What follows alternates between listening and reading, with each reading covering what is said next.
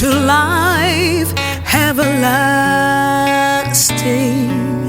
He passed and we follow him there. Over us, sin no more has dominion, for more than conquerors we are. Oh, so turn your eyes upon Jesus. Look full in his wonderful face, and the things of earth will go strangely dim in the light of his glory and grace.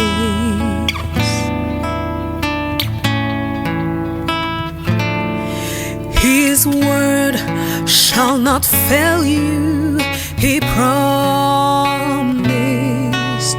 Believe him and all will be well. Then go to a world that is dying, his perfect salvation to tell. So turn your eyes upon Jesus. Look full in his wonderful face, and the things of earth will go strangely dim in the light of his glory and grace. So turn your eyes upon Jesus. Look full in his wonderful face, and the things of earth will go strangely dim in the light of his glory and grace. And the things of earth will go strangely dim in the light of his glory and grace. In the light of his glory and grace. In the light of his glory and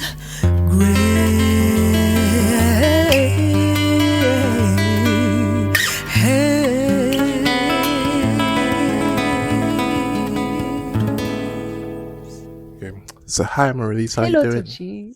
Yeah, thank you so much for coming to the channel to share that amazing song with us. Really enjoyed worshiping with you today. Thank you. Can you tell me a little bit about why you chose that song today? Yeah, so this song basically goes way back when I was in my childhood. Basically, I grew up on a French Caribbean island, and this song was in our household, sung many times, quite a lot. So I already knew the melody in French, Right. but when I got to learn the song in English, I think it easily, the words, the melody easily kind of crossed the language barrier. Yeah. And I got to appreciate the song in different language. But I think to me, it's really about the essence of the song, the melody that has been able to transport me and support me throughout all those years. So yeah. Okay. That's really good. So I guess, what does this song mean to you right now in this season of your life? Well, in the season of my life right now, there's a lot of changes. There's a lot of things that obviously can feel sometimes very unsure. And given the current context where I mean, we are living in right now with everything that is going on, I think the song to me is a reminder that Christ should always be our center, our focus, Mm. and that also the beauty of this life is not beheld in the things of this earth. There's Mm. nothing here on earth that should give us the same satisfaction that fixing our eyes on Christ, because he's our ultimate goal. Yeah. So I think for me, this song is reminding me constantly that, you know what, your goal is fixing your eyes on him. Yeah. It's fixing your eyes on him and everything will be well. Yes. Yes. Very powerful. Yeah. No, whenever I think of this song, I remember the in the Bible where the story about the Israelites and Moses and the serpent, and Moses lifted it and they had to turn their eyes onto the serpent, and then Jesus said, like Moses lifted up the serpent, the Son of Man will be lifted up, and it's like, That's we right. have to turn our eyes to Jesus to look up and live. Yes. So is there a line in the song that you keep coming back to, and why? Yeah, that's a good question. I think the line that says, and the things of earth will grow strangely dim in the light of his glory and grace. That's my favorite part. Why is that? Because it, as you mentioned, the Bible verse that says, if I be lifted up, I will draw all men unto me. And Yeah. I think the beauty of Christ is so, I think we still don't understand that Christ has so much power to elevate us to higher ground, where we realize that, okay, the life that he's giving us after this life that we have is so much more to look forward to, because I think for me, we are stuck in this society that, we need to have everything beautifully made, everything beautifully done now. And the reality is, when you understand what God is preparing for you, when you understand the focus as a Christian, it's not on earthly things. And actually, the more you behold Christ, the more you realize that the earthly things are fading. There is no light in that, Yeah. unless it's the glory of God, saying the things of earth will go strangely in the light. So the light of Christ reveal to us Yes. how much what's going on down there has no places to bear the light that he has. So yeah, in a nutshell, that I would say that. Yeah. Powerful. So I guess, what do you want someone who's never heard the song to take away from it? Okay. For me, is someone who doesn't know the song, I would say close your eyes. If this is your first time, maybe you might not have. You want to speak into the camera? Yeah. So hello. Yeah, I'd say, listen to the song again. If this is something new for you, close your eyes and imagine Christ in front of you. Imagine yourself literally turning your eyes upon that light, the light of life. This is why I sung this song, because I want someone to be touched out there, someone who maybe feels that they are at a place of darkness. They are at a place where they don't necessarily have the hope.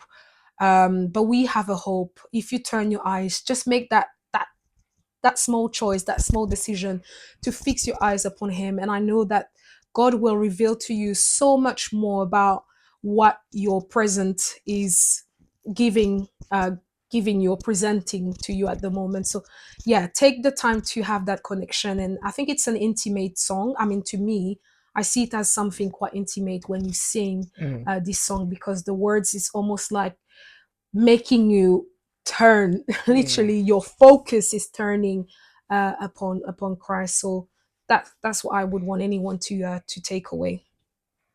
Powerful. And so I guess just two more questions. Is there something about the way the guitar arrangement sounded today that changed how the song felt for you? Yes, I love the guitar, because I grew up in a house where only the guitar was played until my sister picked up the piano. So the guitar will always have a special place in my heart. It's just the simplicity. the harmony, the mix between the voice and the guitar, the simplicity. You can take the guitar anywhere. Yes. You can't take the piano necessarily, but you can Say take. again for all those pianists out there. That's beef. That's musician beef that I will. But yeah, and I think for me, singing it with the guitar is significant because I'm like, okay, you know what? You want to witness in the street? Let's do that. Let's do that anywhere, anytime. But thank you, Tochi. You're so talented. You know, I'm so honored to be part of your project. So thank you. You're too Yeah. kind. Thank you for lending your talents and your gift for this. So I guess the last question for me then is, what does worship through music look like for you personally? Yeah, and I think we did have a quick Yeah. conversation So about yeah, that. not on the stage, but privately, what does that look Yes.